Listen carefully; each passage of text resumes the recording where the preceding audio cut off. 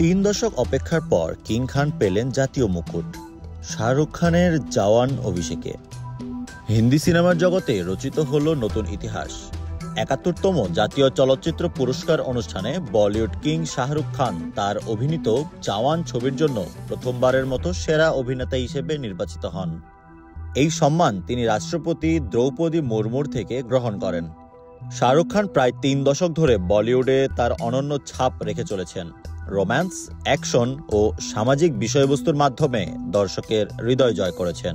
তবে জাতীয় চলচ্চিত্র পুরস্কার এখন পর্যন্ত তার সংগ্রহে যুক্ত ছিল না। তবে দীর্ঘ এই প্রতীক্ষার অবসানে তিনি একটি মাইলফলক হিসেবে অভিহিত করেছেন এবং পরিবার, ভক্ত ও সহশিল্পীদের প্রতি কৃতজ্ঞতা প্রকাশ করেছেন। সেরা অভিনেতা পুরস্কারটি বিভ্রান্ত মাসি এর সঙ্গে ভাগ করে নেওয়া হয়েছে তার অভিনীত 12th ফেইল মুভির জন্য।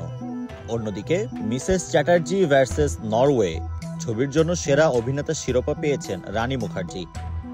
দর্শকরা এই অর্জনকে কেবল একটি পুরস্কার হিসেবেই দেখছেন না, বরং এটি একজন চলচ্চিত্র শিল্পীর জন্য দীর্ঘ সংগ্রাম এবং অধিকার অর্জনের প্রতীক হিসেবে গণ্য করছেন।